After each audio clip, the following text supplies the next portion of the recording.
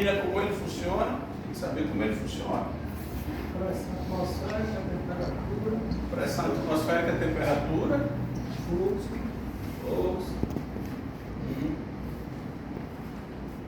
Aceita. As aulas lá do professor, como é que funciona? Ouça, se esconda não. Como é que funciona? Vou dizer Reinaldo. Não apareça na manhã. Tá dormindo, Só Reinaldo. né? Tá dormindo, né? Pessoal, tô brincando. É o seguinte, é interessante a gente entender como ele funciona, até para entender o comportamento do sensor, tá? Primeiro é o seguinte, o nome já está dizendo, massa de ar. Então ele não trabalha por pressão. Quem trabalha por pressão é MAF. MAF é massa. Então o que ele vai medir é a quantidade de ar que passa, que entra por esse tubo. Só que na verdade quem faz a medição é essa parte que eu estou circulando aqui, ó. É o elemento sensor. Esse elemento sensor, dentro dele eu tenho um aquecedor e tenho um sensor de temperatura. Um aquecedor, um sensor de temperatura. Esse aquecedor, o circuito eletrônico que tem aqui dentro, ó, tem que fazer ele se manter, o aquecedor, a 100 graus. E o sensor de temperatura para medir se ele está chegando a 100 graus. Então, quando o ar passa, quanto mais ar passar, mais esfria o sensor. Logo, a quantidade de resfriamento que ele vai ter é proporcional à massa de ar que passa. Simples. Como ele tem que manter a 100 graus, evidentemente que eu tenho que aumentar a corrente em cima do aquecedor. O aumento da corrente no aquecedor vai ser captado por um circuito eletrônico e é transformado num sinal que vai para a central. Esse sinal pode ser de 3 tipos. Aí é onde está a questão agora. Daqui a pouco eu falo os 3 tipos, tá? Que podem ser. Então, em termos de pinagem, ele tem que ser alimentado 12 volts. Por quê? Por conta do aquecedor. Tem o negativo, tem o sinal dele e tem outro sinal de temperatura, que não tem nada a ver com o MAF. É um sensor de temperatura de ar na entrada, que vale a mesma regra que eu ensinei. Medir o sinal, soltou o conector, tem que ficar 5 volts. Certo? Como eu disse, o sinal do MAF ele pode ser de 3 tipos. Mas antes, tá vendo essa grade? O que é que acontece quando você inverte o MAF, quando dá para inverter? Normalmente, o carro pega e morre. Já? Hã? Tem carro que nem pega. Tem carro que nem pega. Mas por que isso acontece? Cara, só por conta dessa grade. É só por conta dessa grade, sabia? Qual é o papel dessa grade? Vamos pensar juntos. O pistão está subindo e descendo, então o fluxo de ar não é constante, ele golpeia. Vai gerar turbulência no carro. Aí está. Como ele golpeia, se ele passasse golpeado em cima do sensor, olha, ele está quente, olha, está frio, massa de ar lá em cima, massa de ar cá embaixo. O motor estanca, não funciona. Isso.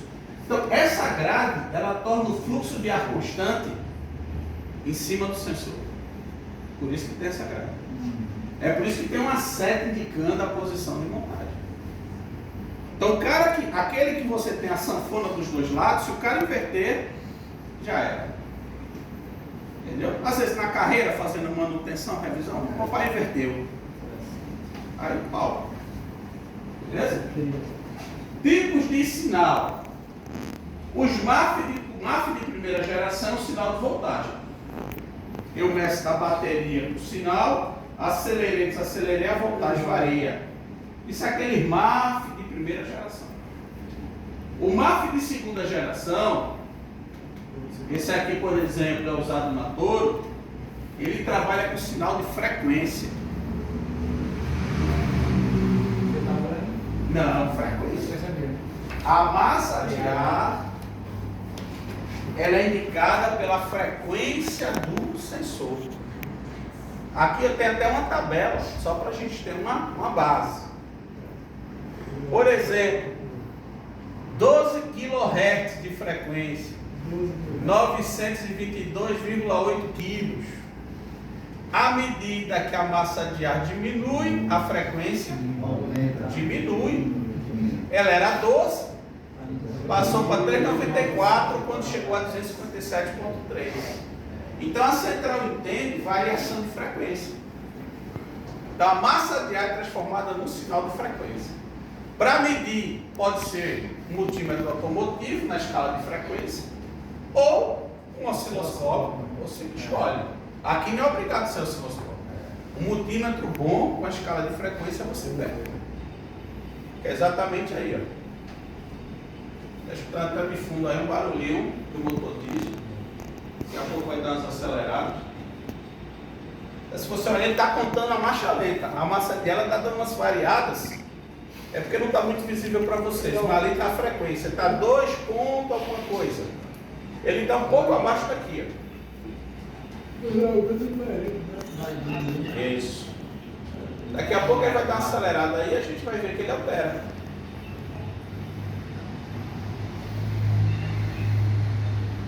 Aí você de repente não faz um teste, sai tirando o sensor, botando o outro, pode ser só uma alimentação. Não vai sair muito daí, não sei se vai demorar um pouquinho, só para a gente não ficar demorando demais. Mas basicamente, se acelerar, ele vai aumentar a frequência do sinal. Acho que agora vai acelerar. Eu estava medindo e pedindo para alguém acelerar quando eu fiz essa medição aí.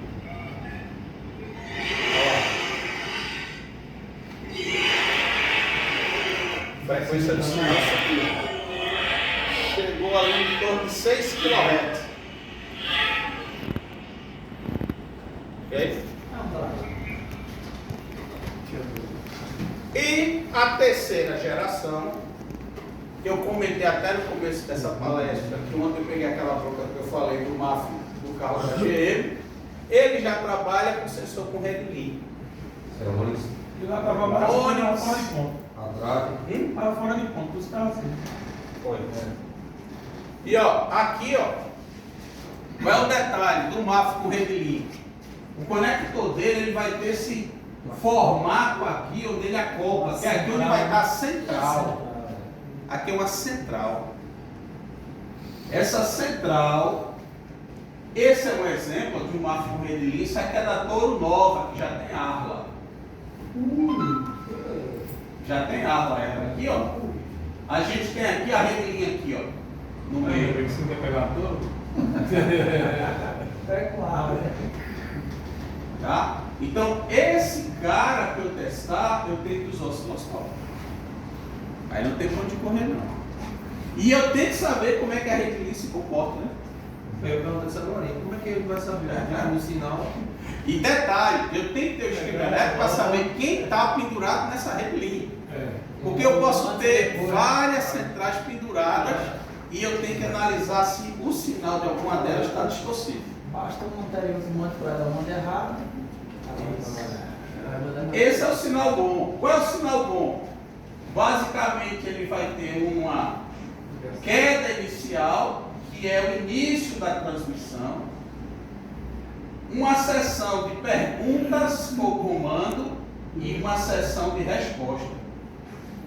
Quando dá defeito, ele só tem a pergunta, o comando e falta resposta. Quem vem acompanhando aqui, eu mostrei já de alternador com defeito aqui e tal, nas últimas palestras. Ó, então é isso que eu vou medir, ó. A rede Li. Então você vê que não é modismo, é necessidade usar os osciloscópios. É fazer graça, é realidade. Se não faça aquilo, sai chutando. Isso. Exatamente. Tá? Você pegar um alternador pilotado, o IBS está respondendo ou não está? O sensor de baterias. Ele me tem. Eu tinha um negócio queimado no IBS. É. Exatamente. Hã?